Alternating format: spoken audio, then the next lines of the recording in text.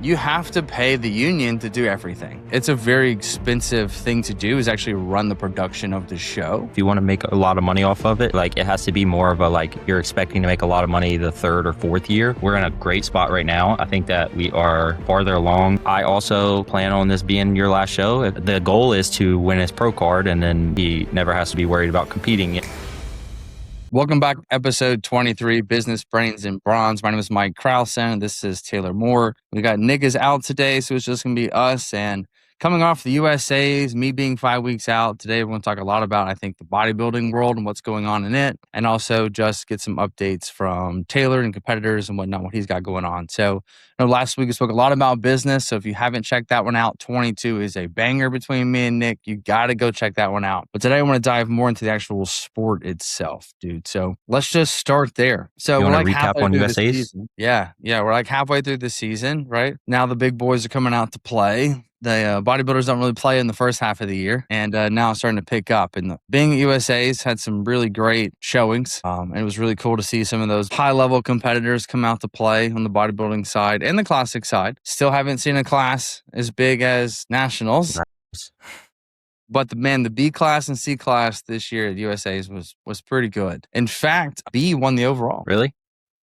His name was Gustavo. I think it was a B. Yeah, he was an A or B. Was it 2 weeks ago on this episode we were talking about? I love it when the shorter guys win the classic overall, because it's just like you just know that they're did you say Dylan big. Castle did that? Yeah, Dylan did it, and then Nick's guy that won overall was a B class or C class at Universe. He was B, I think, maybe. I don't know. I think he was B. Yeah, it's just like you have to be so complete and so like that they're truly meant to be a pro if they're beating the C and D class guys especially the A class dudes. Like they're big. I have not seen a super completed A guy. No, I mean the ones that I've seen are starting to get away from classic because they're so big for their frame. Yeah, you become too stringy at the classic level. You have no legs. Yep. You have zero back. You start to become like a 212-ish looking guy by the time you turn pro. You're so big. Unless you're at the very top of the A class, which, is what it is. But yeah, man, dude, I was like thinking about it. I think yesterday I was just laying around. I've been sick, so just like haven't been on my phone a lot and just thinking about it. And this is the first time in 4 years that I haven't been at USA's, and I've won a pro card every year. That's where actually majority of my pro cards I have. Really? Yeah. So I got my first one at USA's in 2023. I got 2 more at USA's in 2024. I got 1 last year with Parker at USA's in 2025. And then I wasn't there this year. So I love USA's, man. It's like the show itself is not like my favorite. It's not. Yeah. I'm not a giant fan of muscle contest shows. No, me either. And I don't know if you know, but they do like 800 shows a year. Muscle Contest does. So they're making money. That's their goal. And it's not as much about the promotions as it is with like junior nationals and nationals and stuff like that. Like the promotion is very good at those shows. Yeah. I would say the production is good. Mm-hmm. I would say that they skimp on certain things. Like they do. The pro cards being paper with the white border because you didn't cut it out. Like that's just like laziness in my mind. So for example, to touch on that, one of my first athlete in 2023 won her pro card going through TSA on the way home, ripped in half because it was paper. So yeah, that's always been. Last year Parker got his and it was like, I could go get it, but it looks like it was printed on. They didn't cut the edges of the white. Yeah, that's how it was this year. Yeah, and so it's like little things like that, and also just being where it is and how expensive it is. I don't necessarily love. It's a very expensive show. Like a coach's The other thing too is like the music and production, everything is great, but it's so loud that they have headphones that they give out whenever you buy tickets. Yeah, and it's like, you guys don't think that's ridiculous? Yeah, no, that's so from a vendor perspective, like we can hardly have a conversation without screaming, and then they stop talking, all of a sudden you're screaming in the back, and it's just like, this is so weird. Like I feel like I'm at the Arnold. I'm like, but we're not. Yeah, at all. There's like a 30-second of the amount of people there. Yeah. So obviously like the hotel is more expensive because you're staying at the casino. The traveling is a little bit more difficult. Like Vegas is just hectic. Just the tickets to the show last year, bro. I paid for me, Grayson, and Brandon because he was there shooting content for us. I paid for us 3 to get prejudging and finals tickets for Friday and Saturday because Mike Nassif had a girl in it last year, so we went both days. I didn't pay for Brandon's on the first day, but me and Grayson on Friday for prejudging and finals, and then me, Grayson, and Brandon for prejudging finals on Saturday was $1,100. Backstage pass was, I think, $600. Yeah, last year was $650 for a backstage pass, and I'm like, bro, nobody is paying. For example, 2023, I think Matt Jansen was there, and he was like, no way I'm paying $650 to go backstage. And when he said that, I'm like, yeah, if Matt Jansen's not paying $650 to go backstage, who is? There was people were just posing right outside and then they just go back. Yeah. Like, why would you? They like do the tan, like it's in the audience. They're like tanning and then they go back. Yeah. Like, I don't know. I think they're losing money by doing that, but who am I, Sure. I think so as well. I think maybe it's like they just don't want people back there so that it runs more smoothly, potentially. Also fair. And also too, like when they're like lined up and your coach is like, no, don't line up yet. Yeah. So it's like they're fighting. So I could definitely see that, just trying to keep people out, period. But yeah, I mean, I still got a register I actually was looking at last night for North Americans, and I'm really curious to see. Let's actually see how much that is. It's nowhere near that, I can promise. I think it's $320. GaryUnit.com. Do you think that these promoters are making a lot of money off of the show? Like, obviously national shows is one thing, but like just in general, do you think promoters make a lot off shows? I would assume that if they're not doing a 20% margin, then they probably wouldn't be doing it. But I think they would be shooting for a 20% margin. Otherwise, it's like, what is the point of doing it? Now, there are some shows like the Charlotte that had no one show up. They ate it for sure. Yeah. It just depends on the production and the venue. So like with Vegas, the issue there is that all these big convention centers, you have to pay the union to do everything. And so like it's a very expensive thing to do, is actually run the production of the show. Because in Vegas, like for example, you have to hire their staff or you have to pay a percentage to use your own staff because you're not using their staff. It's like, that's why I don't like the union. I don't think that it is like great for capitalism, but it's just one of those things. Yeah. I feel like also if you want to make a lot of money off of it, like it has to be more of a, like you're expecting to make a lot of money the third or fourth year for, so like Midwest, the one that you did last year, incredibly well ran show. Yeah. Mid-American Winter Classic or whatever. One of the best run shows ever. But think about how much money they put into that. It's also great. The way they have it shoot down the aisles, like the promoter I know, like, because we're coming back doing it again this year. We're going to do a booth. And I was like, he saw my post about the Marriott of like, man, like there's no microwave in here and it's the host hotel. So every time he posts, he's basically say like fridge and microwave in every room. Yeah. Because it's like those things are important, right? Absolutely. And think about how much money. I'm trying to do logistics for booking for North Americans, and I'm trying to decide, do I want to get hotel rooms? Do I want to stay at the Sheraton? I think it's like $220 a night. Do I want to get a Airbnb? Like, so it's just like, it comes out to be like for us to be there all week for a hotel room, it's $1,100 a room. Dude, and they don't have microwaves and fridge, just so you know. Like, at so the you're aware Sheraton? ahead of time. No, they don't. So it's like, then I'm like just leaning like, dude, I might as well just get Airbnb. Yep, because everyone's sharing. Now they do normally put a microwave on each floor, or they have in the past. That's terrible. But that's I gotta be there 7 days. Yeah, but like the Mid-American, think about, they probably had to lose money for 2 to 3 years with that level of production that they have. Probably, yeah.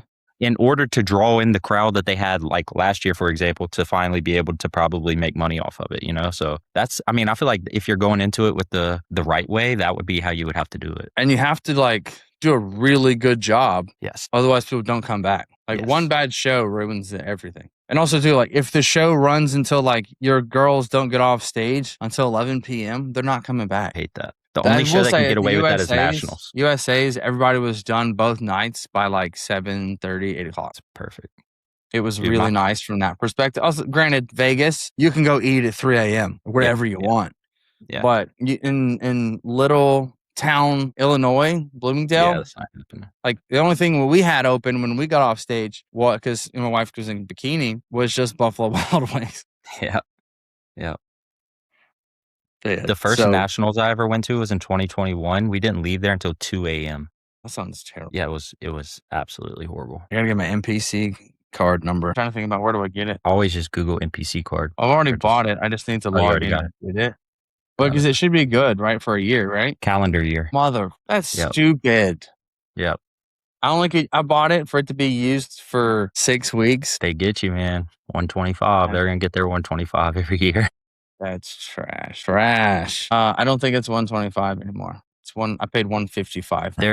There is a link on Gary Udit's website actually to get your NPC card. Yeah, I'm on the thing now. Also, too, you can't get backstage without one. Correct. As well. I think I got mine this year because I went to a show. I had to check to see if I got it this year. It's so weird, too, that they make you that's weird. I gotta log in, change password every time I go to log in. So you got anybody competing? Anything coming up? I have 2 next weekend. Depending on how they do, may throw them in North Americans as well. At least 1 of 2 classic guys, but one of them is very tall, like 6'4", and the other one is like an A class. So that would be a packed day for classic at North Americans. But they're like still very young, so this is both of them second season with me, so it's more so like if we don't win the overall, well, obviously only one of them is going to be able to win the overall because they're both doing the same regional show as well. Yeah. So if they aren't overall contenders with each other, then I'm probably not even going to put them in a national show. But if they do win the overall, then we'll talk about it and see.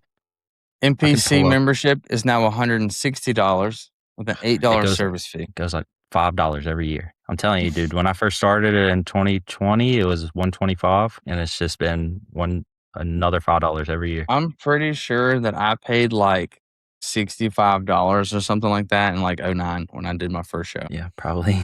That's crazy. All right, well, we got that, so that's good. Curious what these tickets are going to cost.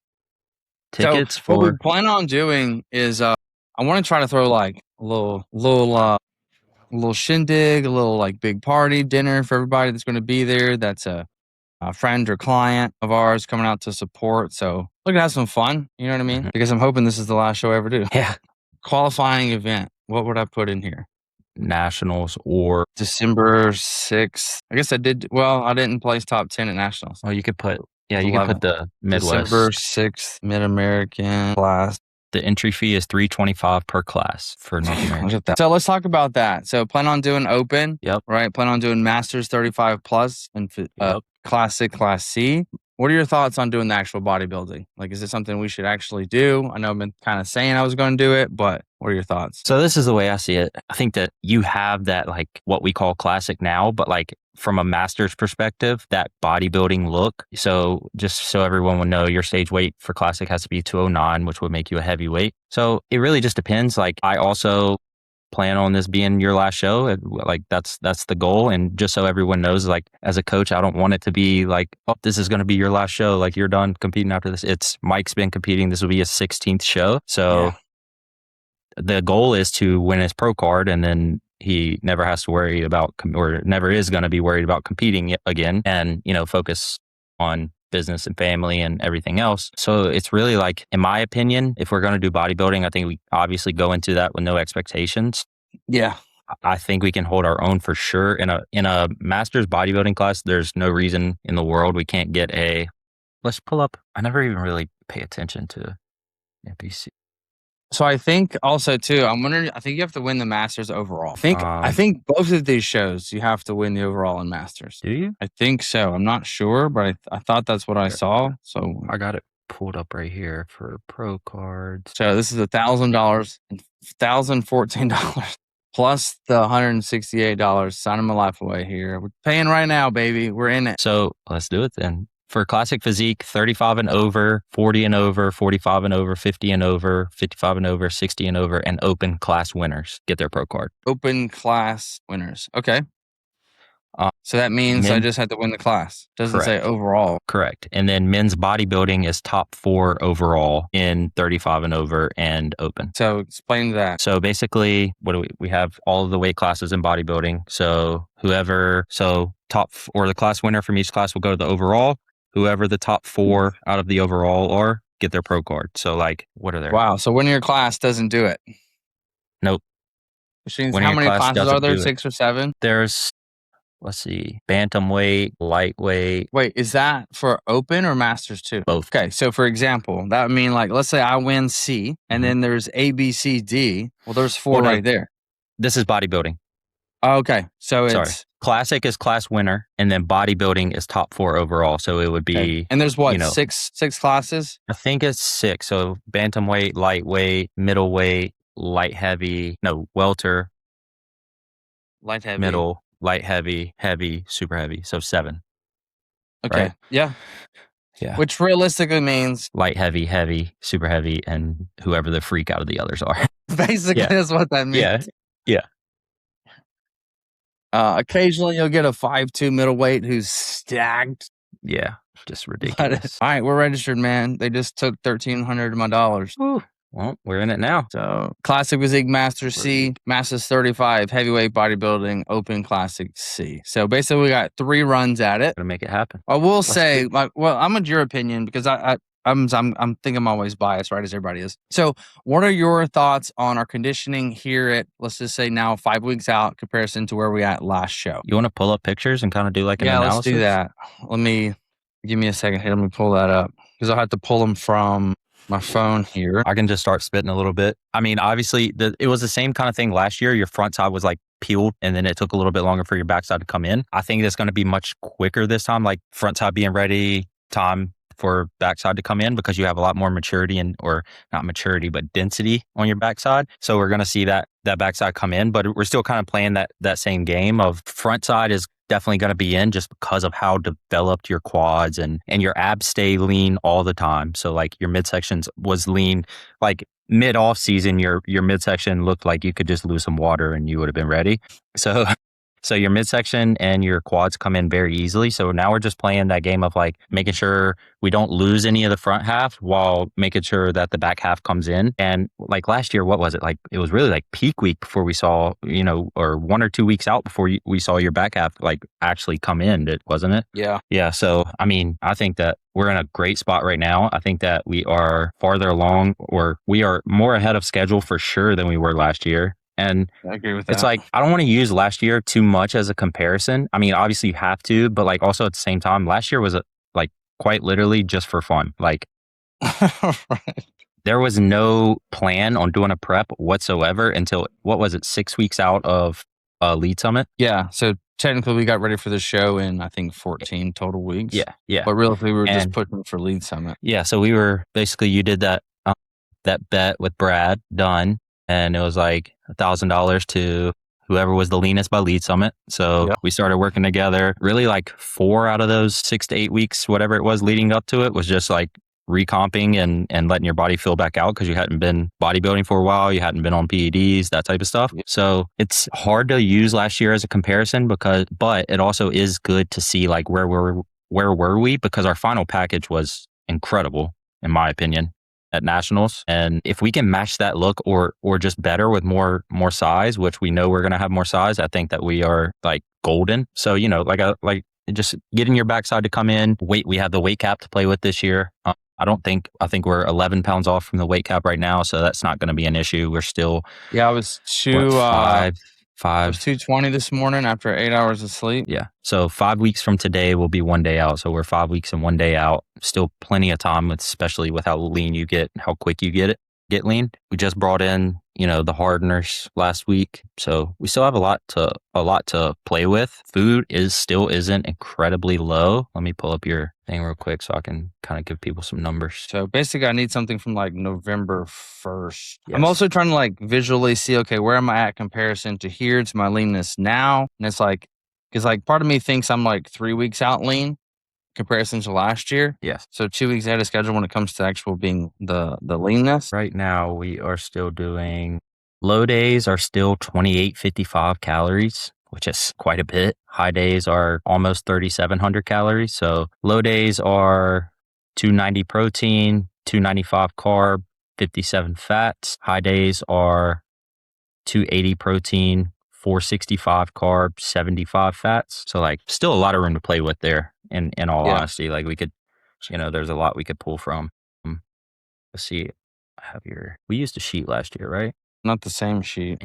Yeah. So like your 1 day out food last year was 3,500 calories and your high days right now are more than that. So just that was your carb up versus this year, just like that's your normal high day is higher than that. All right. So I've got some videos and pics ready to go. So let's check this out. So I'll show what, should we start with what I was or what I am? Let's do it. Okay. So we'll start with this video. Go ahead and share, open it up. Okay. So now let's share QuickTime. All right, here we go. We can.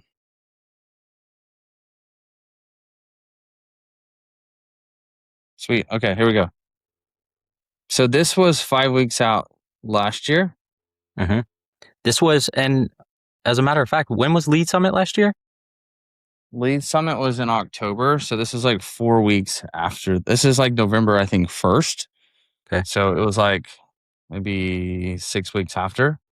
And we also got ready a little bit quicker last year. Correct. Because of Lead Summit. So we wanted to be super lean for that. And then kind of just held there for a little bit after. But just from a size perspective, I would say in this, we were probably also like 214 maybe. So I know 2 weeks out, I was 212 when I was, so really was happy with this look at the time. I mean, it's still happy with the look, but I feel like the biggest things you're going to see a difference in is, I think more sweep, more hamstring, more lat, more, probably chest. Yeah, definitely more chest, more volume. Like if you look at your front relaxed last year in comparison to this year, it just like, or even this also feels very weak in comparison to what it does now. It just like you just take up more size or more space. I feel like I'm a little, maybe a little fatter here, but I'm not holding as much water. I'm holding more water now, just due to protocol. But I'm it's just like the chest is not as like cut up and things like that. So I can tell the difference between water and the fat at this point, being in it so long. All right. And I can too. It's almost like if you look at this, like obviously you weren't natural in this, but you know, you look at natural guys like when they're like a couple weeks out and they just have those like really sharp lines, but it's almost like a stringy type of look to it. Yes. Like a cleaner but stringy. That's kind of what I would compare this look right here to now, as like you won't have that on stage, but we know that there is some inflammation and some water being held, like you said, due to protocol, but we know that will come off in the last 2 weeks. So right now it's like helps recovery, helps training, et cetera, et cetera. Yeah. But like just the difference here and like was November 16th. So this is 3 weeks out. Keep in mind too, the difference in lighting at the other and the other one. The gym is goated lighting. Yeah. But this is gonna be more fasted. And also don't have a pump per se, bro. So more flat, if you would. Like look at the delts, the glutes. We didn't even see glutes until what? A week out last month. Yeah. But you can just see like way more vascular here, way harder, a fasted look, not post-workout, taking up more, like just more space. Like look at the obliques there, dude. So good. My depletion levels, I usually determine like obliques and then shoulders, like how defined are the shoulders. Yeah.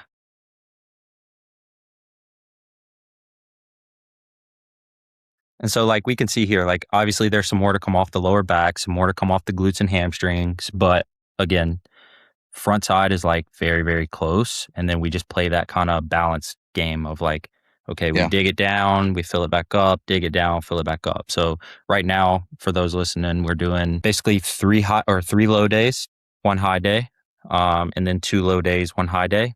Unless Mike's traveling, then we'll adjust accordingly. But that's kind of what we're doing right now. So just making sure that we're digging down and then filling back up and then digging down and filling back up. Today's day 2 low. I got 1 more low tomorrow and then we'll fill back up. So this is the 29th. I competed on the 6th for the first show. So this is 1 week. Yep. Yeah. Like I would say from the front, we've beat this.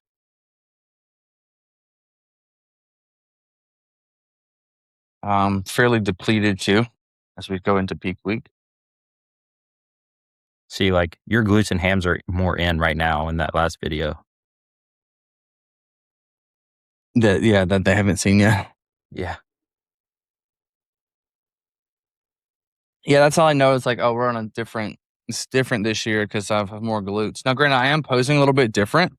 To help emphasize that and not tuck the hips forward so much, so I'm not like squeezing, losing so much fullness. I also put a lot of work into glutes this off season. Yes. So that's kind of where we're at there. So now if we go to where are we at here? This was day before. So just like an overall completed look.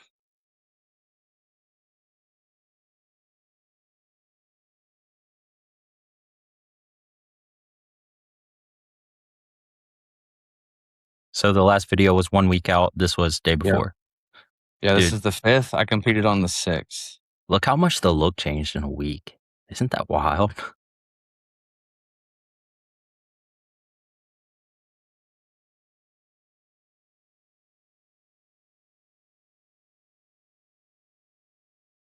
It's just so much more tighter. Yeah. As you start to pull water and whatnot. But I think just overall size is so interesting to look back and I'm like, oh, I feel like this is so little.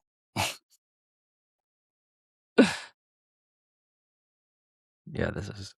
But we were obviously like also too. I was so thrilled with what we were able to do, and realistically in 15 or 14 weeks. If you saw the before photos when we started prep, I have them. It's quite interesting. And then a week later at nationals, this is what we were looking at. I'm just going to share my entire screen. So give me one sec. All right, let's do it like this. I'm not sure if it's going to work, but let's see. That doesn't. So let me try the screen. Here we go. So this is a week later at nationals. Money. Dude, I was so freaking happy. When you came out and hit that pose, I was like, oh, gosh. Just so good. I will also say the lighting at nationals is unmatched. Yeah, it's really good lighting. These were shot on an iPhone. Yes. Yes. Which also is like pretty cool. Yeah. So that's that. And then the most recent look. Yeah, I'm gonna pull that up. Would be after high day.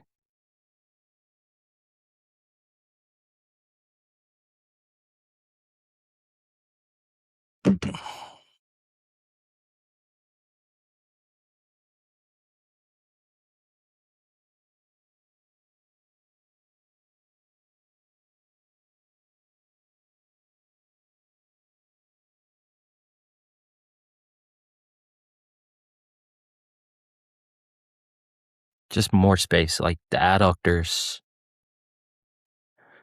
glutes in, or from the side, you can see them.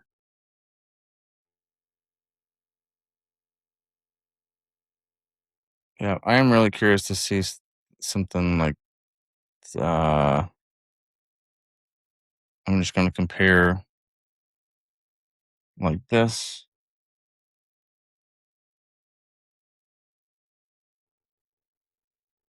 Yeah. So Lats this from the one, front, ridiculous. yeah, this is what did we say, a week out? No, that was a day out. Day out, yeah. Can you help my OCD a little and put the one on the right on the left? There we go. Before and after.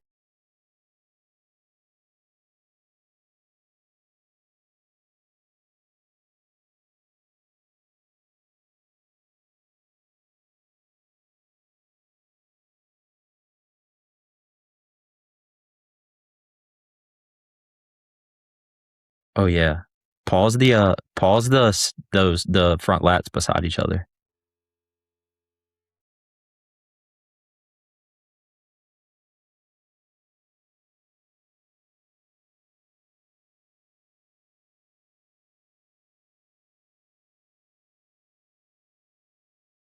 Yeah. Like look at the density in the inner legs and The gap chest, here. delts. Yep. More lat thickness. Yeah. It's really good, man. Calves grew some too, huh? That'd be crazy because I ain't doing. I'm trying to make weight. I ain't doing calves. All those It must have been hiking in the steps on. mountains. Yeah. Your arms grew a lot too. Look at the like density of your arms. Yeah, and both of these essentially are fasted. Yeah. This is not post workout either, but just like this quad feathering is like the same. Yep. And that's 1 day out versus 5 weeks. Yeah.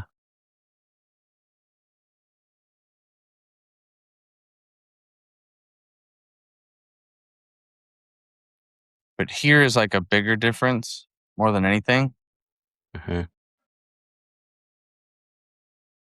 I didn't do a side shot.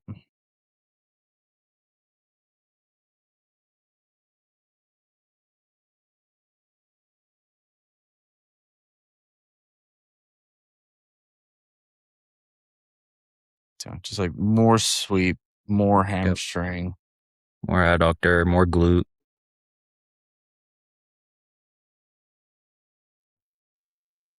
More shoulder, more tri, like just overall, just better package. Mm-hmm.